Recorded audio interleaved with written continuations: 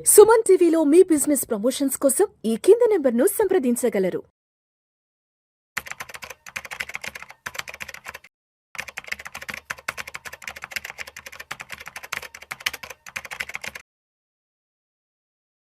Hello everyone, I'm Madhavi Reddy, your financial coach. So ఈ video అంతా కూడా రిటైర్మెంట్ ప్లానింగ్ అండి. అసలు రిటైర్మెంట్ ప్లానింగ్ గురించి చాలామంది అంటే దాని ఇంపార్టెన్స్ అయితే అర్థమవుతుంది కానీ but they are not able to take that steps.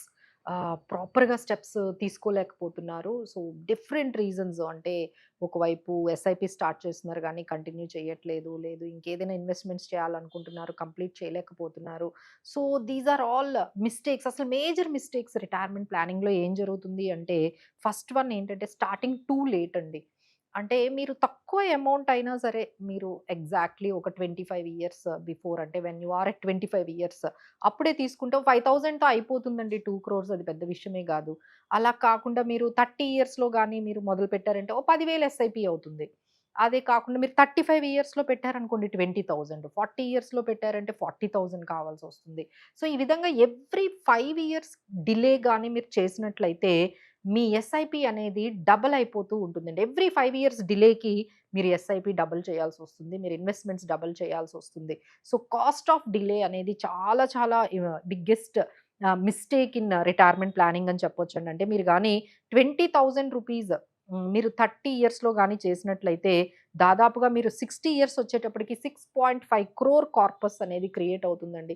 Now A days inflation చూస్తున్నాం కదా! ఎంత పెరుగుతుందో, అలానే లైఫ్ ఎక్స్‌పెక్టెన్సీ కూడా, అంటే మీరు 50 ఇయర్స్ వరకే ఈ మధ్య జాబ్ చేయగలుగుతున్నారు. సో 50 ఇయర్స్ నుంచి 85 ఇయర్స్ వరకు లైఫ్ స్పాన్ ఉంటుందండి. అంటే 35 ఇయర్స్‌కి మీరు వితౌట్ ఎనీ ఇన్‌కమ్ ప్లాన్ చేసుకోవాలి అంటే మినిమమ్ 5-6 క్రోర్స్ అనేది ఈ రోజుల్లో మినిమమ్ అండి. అది మేమేమి ఎగ్జాగరేట్ చేసి చెప్పడం లేదు. 5-6 క్రోర్స్ అనేది మినిమమ్ అనేది ప్లాన్ చేసుకోవాలి. సో దానికేంటంటే 30 ఇయర్స్‌కి మీరు ఉన్నట్లయితే 20,000 పర్ మంత్ ఖచ్చితంగా చేసినట్లయితే at the age of 60 6.5 crores అవుతుందండి. అదే మీరు 40లో మీరు స్టార్ట్ చేస్తే 40,000 ఎస్ఐపి చేసినా 2 క్రోర్సే సంపాదించగలరండి. అంటే డబుల్ చేస్తున్నారు.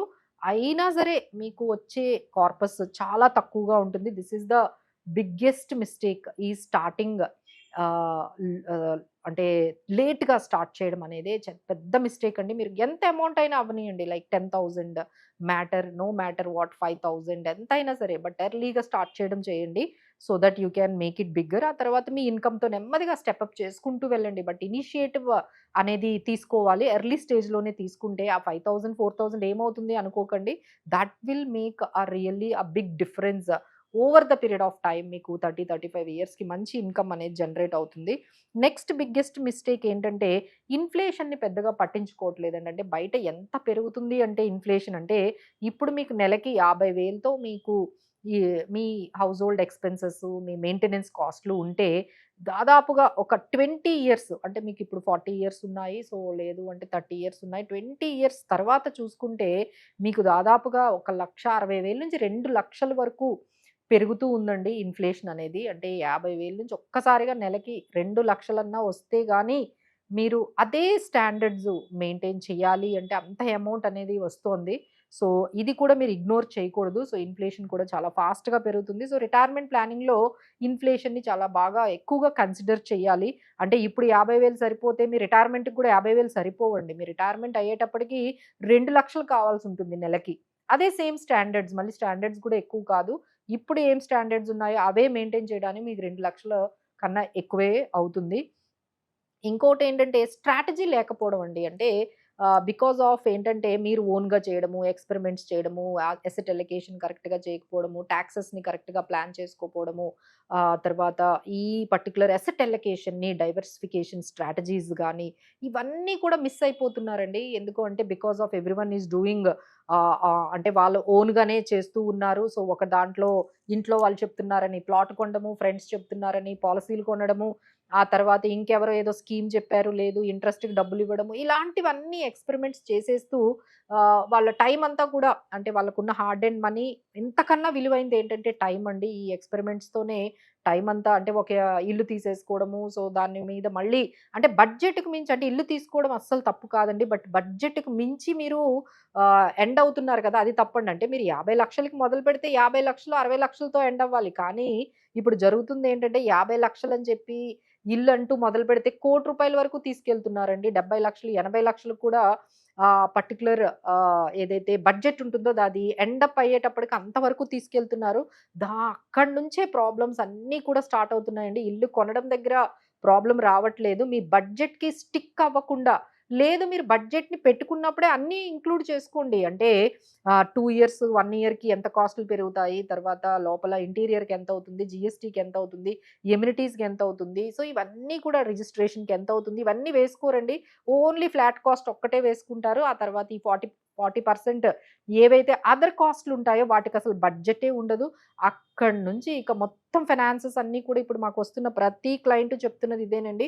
మేము ఫస్ట్ 50, 60 లాక్స్ అనుకున్నాం మేడం. ఇప్పుడు అది 90 లాక్స్ అవుతోంది.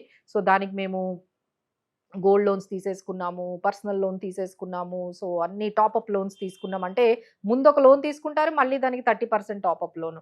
ఒక గోల్డ్ లోన్ తీసుకుంటారు. ఒక పర్సనల్ లోన్స్ తీసుకుంటారు. ఇవన్నీ చేసేదేంటంటే, ఆ ఇల్లు బడ్జెట్ అనేది పెరిగిపోవడం వల్ల దీనివల్ల మీకు ఎటువంటి స్ట్రాటజీ లేకుండా ఈ రిటైర్మెంట్ ప్లానింగ్ లేకపోతే ఇంకా అదర్ ఇంపార్టెంట్ గోల్స్ అన్నీ కూడా మిస్ అయిపోతున్నారు.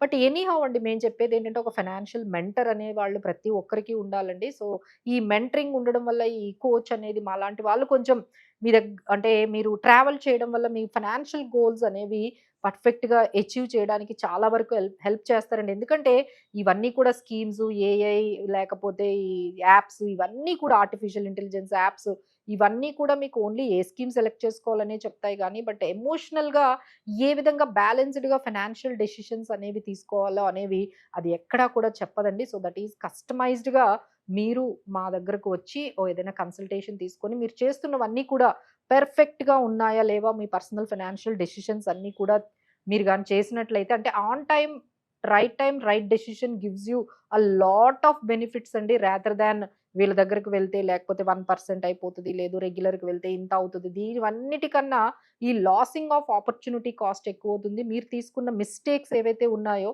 ఆ కాస్ట్ మీకు చాలా ఎక్కువైపోతుంది. ఫర్ థట్ దాంతో కంపేర్ చేసుకుంటే 1% అనేది 0.5% అనేవి అసలు ఎక్కువ కాదండి. So, have some mentor in your life. ఒక ఫైనాన్షియల్ జర్నీ చేయడానికి ఒక మెంటర్ ఉంటేనే మీకు ఈజీగా ఫైనాన్షియల్ గోల్స్ అనేవి అచీవ్ చేస్తారు. ఎందుకంటే వాళ్ళే మీ ఎమోషన్స్ అన్నిటిని కూడా కొంచెం మీరు తీసుకునే డెసిషన్స్‌లో హెల్ప్ చేస్తారండి. So, for any kind of these decisions before taking any policies గానీ, ఎనీ ఇన్వెస్ట్‌మెంట్స్ గానీ, లేకపోతే ఇలాంటి పెద్ద డెసిషన్స్ లైక్ ఇల్లు కొనేటప్పుడు గానీ, కార్ తీసుకునేటప్పుడు, పిల్లల చదువుల గురించి ఏదైనా ఏం డెసిషన్స్ తీసుకున్నా సరే before that just consult your financial mentor or consult us. We will give you the right guidance. Thank you for watching.